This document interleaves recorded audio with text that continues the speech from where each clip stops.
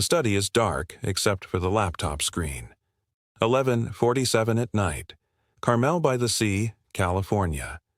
Outside, the Pacific grinds against the rocks the way it always has. Cold, indifferent, unchanged. Inside, a man sits perfectly still at his desk, both hands pressed flat on the wood. Clint Eastwood is 94 years old. He has survived 7 decades of Hollywood, 4 marriages, and the cruelty of outliving everyone who once called him a friend. He has played men who faced death without blinking, men who walked away from burning buildings without looking back, men who felt everything and showed nothing. On the screen in front of him, one line, close family match, biological son, 99.7% confidence. Below it, a name he does not recognize. An age, 58. A location, Carmel Valley, California, 20 miles from where he sits. He reads the location twice, then a third time. He closes the laptop the way you close something you were never supposed to open. For a long moment, he does nothing. Then he picks up his phone and dials a number he still knows by heart, a number from a chapter of his life that officially ended a decade ago. His ex-wife, Dina, answers on the third ring. Her voice is rough with sleep and something sharper underneath, the alarm that comes when someone who never calls at midnight does. "Clint, what happened? I need to ask you something." His voice is controlled, barely. "Did you ever think I was a good father?" Silence. "Clint, tell me the truth." And then Clint Eastwood, the man who built 60 years of legend on never looking back, begins to cry. For a moment, no one moved or breathed. Stay with this story. What his son had been keeping secret for 21 years will change how you see this man forever. But that moment didn't start there. To understand what that laptop screen did to him, you have to go back 58 years. The year is 1966. Clint Eastwood is 35 years old and standing in the middle of the Tabernas Desert in Almeria, Spain, squinting against a sun that has no mercy and no opinion about who you are. The good, the bad, and the ugly is filming on schedule.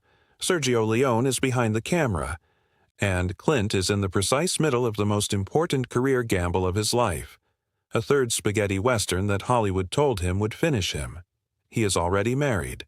Maggie Johnson. 8 years together by then. 2 small children at home in Carmel. Kyle is 5. Allison is 4. He sends money home faithfully. He calls when the time difference cooperates. He is providing. In 1966, for a man of his generation, providing is the definition of fatherhood. Nobody has told him yet that it isn't enough. He works in silence. He always works in silence. The crew drinks and plays cards through the long Spanish evenings. Clint sleeps, rises before dawn, studies his pages. He is disciplined in the way that men are disciplined when they have been poor and understand that this window could close. And then he meets Elena Morales. She is 26 years old, production coordinator, daughter of a Spanish architect and a Cuban schoolteacher who raised her to speak 4 languages and trust no one who couldn't look her directly in the eye. She does not treat Clint Eastwood like a movie star. She treats him like a man who is interesting in some ways and incomplete in others, and she is not shy about which is which. For 6 weeks, they are inseparable on set and careful everywhere else. There is nothing careless about what happens between them. It is real. It is chosen. But it is also finite, and both of them understand that from the beginning, or believe they do. When the shoot wraps, Clint shakes Elena's hand at the airport like a colleague. He boards the plane.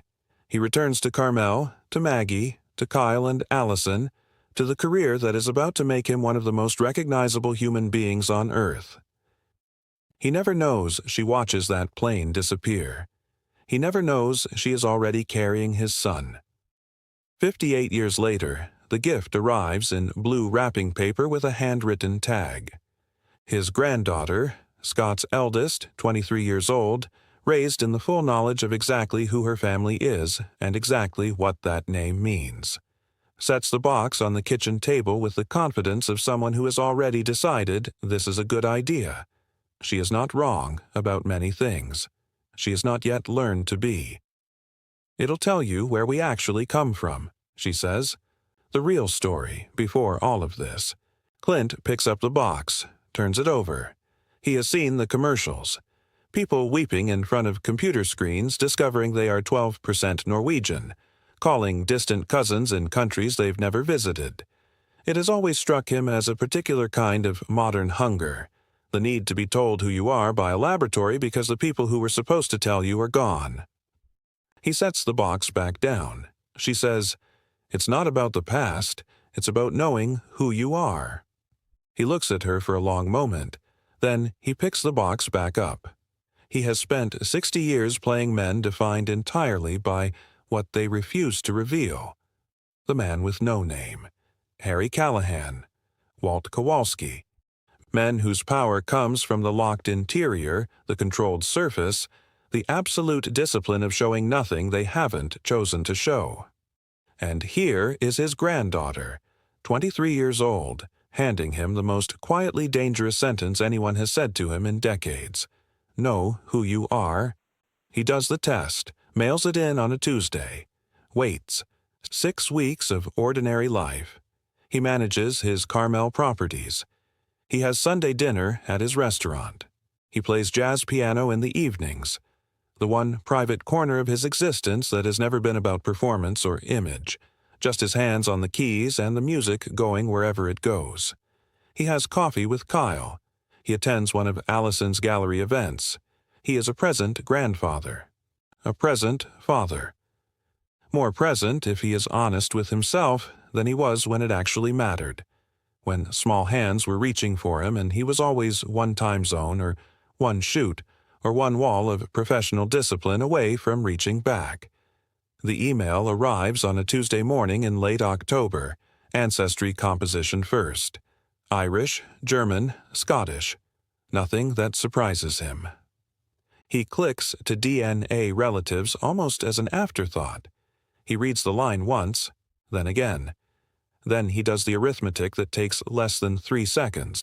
58 years old, born 1966, Spain. Elena. What Clint does not yet know, cannot yet know, is that the man on that screen has been doing his own arithmetic for 21 years, and has already arrived at the same answer. He opens the profile photograph with hands that are no longer entirely steady. Daniel Morales, 58 years old. Standing beside a half-constructed building frame, hard hat tucked under one arm, squinting slightly against the afternoon sun. An architect.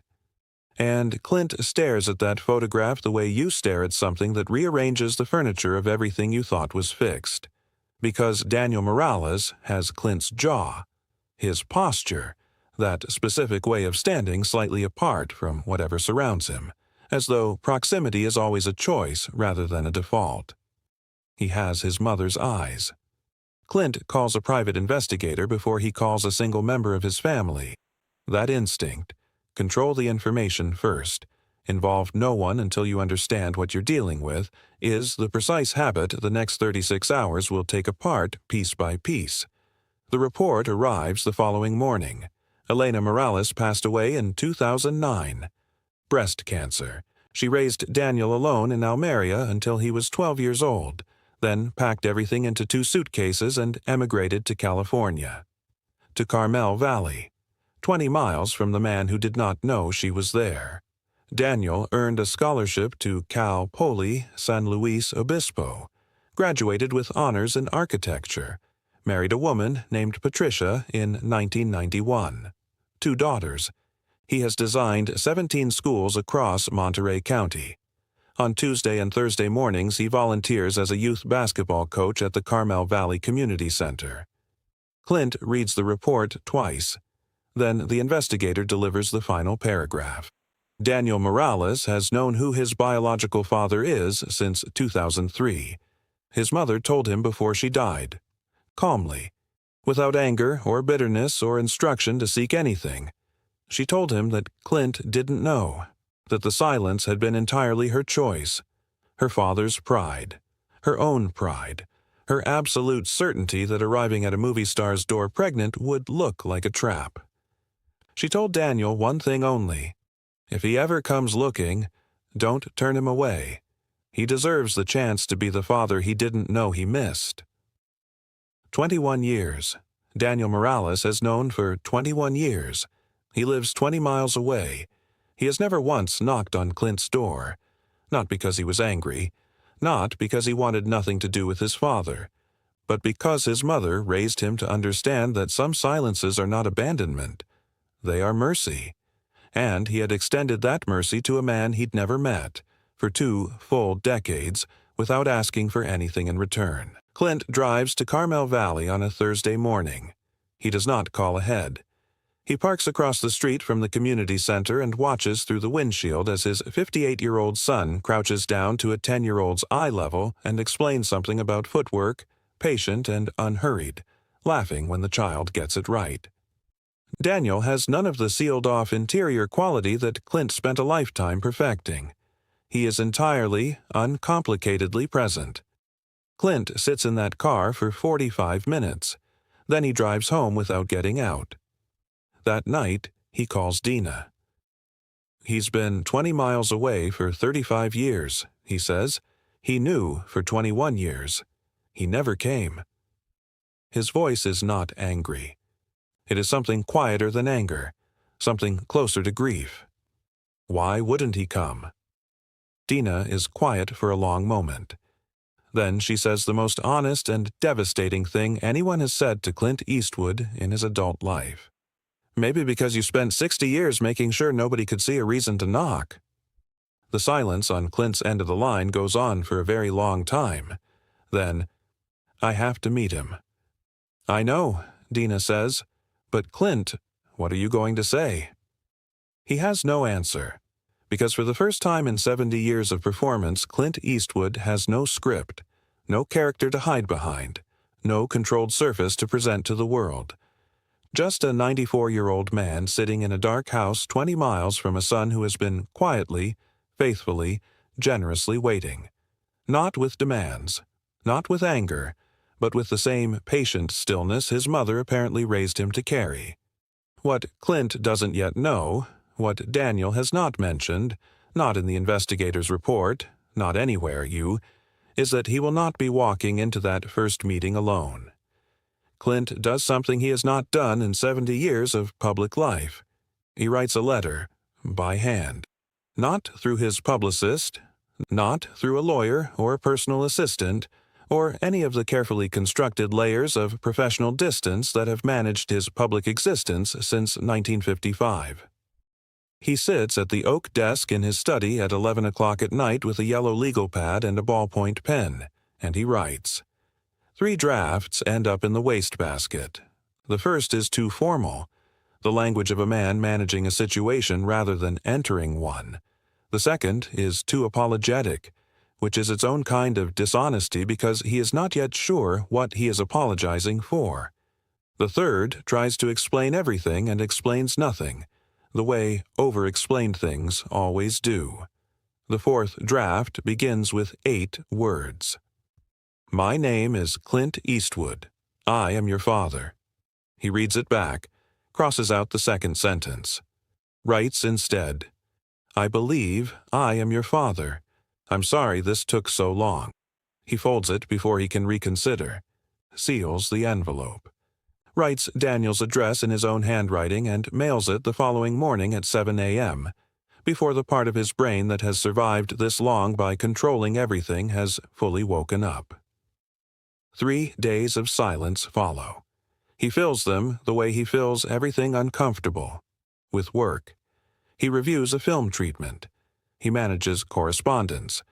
He plays piano until midnight 2 nights running, working through the same Thelonious Monk progression until his hands know it without asking his mind for permission. He does not tell his children. He does not call Dina again. He waits. On the 4th morning, his phone rings. Unknown number. He answers before the second ring. Mr. Eastwood. The voice is calm, unhurried, The voice of a man who has had 21 years to decide exactly how this conversation begins. I've been expecting this. What follows is 40 minutes that Clint Eastwood will carry for whatever time remains to him.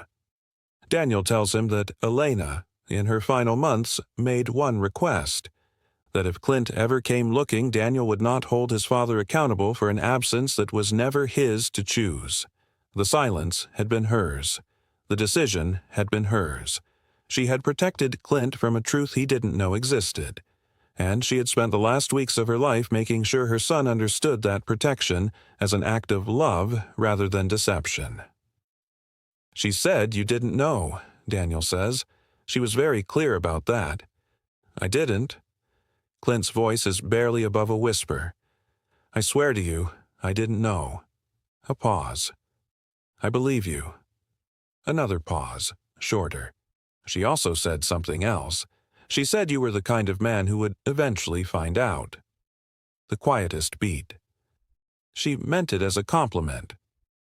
Clint presses the heel of his hand hard against his eyes. "Did she ever regret not telling me?" The silence before Daniel's answer is the longest moment in the entire conversation. "She said she regretted many things, but she never regretted keeping you." The sentence lands with the full weight of its double meaning. Elena kept the pregnancy, and in keeping it, she kept a piece of Clint alive in the world in the only way she believed she could. Not with permission, not with acknowledgement. Just quietly, faithfully, completely. They agreed to meet, Clint's restaurant in Carmel, a Sunday. Neutral enough ground that neither man has to perform for the other. What Clint does not know, what Daniel has deliberately not mentioned on the phone, is that he will not be arriving alone. Clint arrives 20 minutes early. He sits in the back corner of his own restaurant the way he has always occupied rooms. Back to the wall, facing the door, every exit visible. 60 years of being watched by strangers has made certain habits permanent. He orders coffee he does not drink. He straightens the silverware twice. He is 94 years old, and he is nervous in a way that no camera, no premiere, no hostile interviewer has ever made him nervous, because those things he could prepare for, and this he cannot. The door opens at exactly the agreed time. Daniel Morales walks in, and Clint's breath catches in the way it hasn't caught since he was young enough to be caught off guard. Because seeing a photograph is one thing. Seeing a man walk through a door carrying your jawline, your posture, your particular way of taking up space without apologizing for it, that is something entirely different.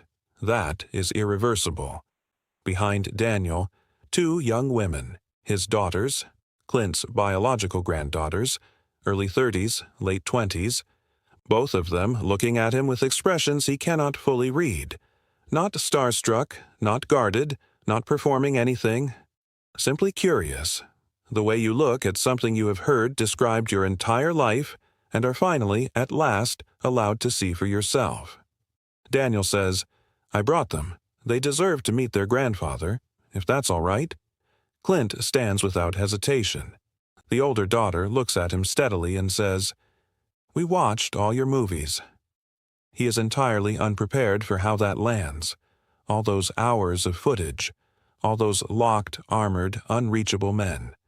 She grew up watching her grandfather show the world everything he refused to feel, and felt everything through it anyway. He pulls out her chair. They sit down together, and Clint Eastwood, for the first time in 60 years, has absolutely nothing to hide behind. They talk for 2 hours. Clint asks about the schools Daniel has designed. Buildings meant to hold children, meant to outlast the people who built them. Daniel asks about jazz piano. He already knew about it. His mother had told him. That detail lands somewhere deep and stays there. Elena sitting in Almeria or Carmel Valley, keeping small pieces of this man alive for a son who was never supposed to know his name. When they say goodbye outside, Daniel stops at the door. "I don't need anything from you," he says quietly. "I never needed anything. But I'm glad you wrote that letter." "Why?" Clint asks. "Because it meant you were looking." Clint calls Dina that evening. 3 words before she can ask anything. He's better than me. A long silence on the line. He turned out better than me, Clint says. Everything I never figured out how to be, he just is. Dina doesn't argue. She doesn't offer comfort or correction. She simply says, "Then you have something to learn from him. That's not nothing, Clint. At 94, that's everything." 3 weeks later, a text arrives from a number now saved in his contacts. "My youngest wants to know if you'll teach her piano. She heard you were good." He reads it twice. Then he sets the phone down and walks to the piano. Sits. Places his hands on the keys. The man with no name had finally found one worth answering to. If this story moved you, subscribe and don't go anywhere. The next video is already waiting for you.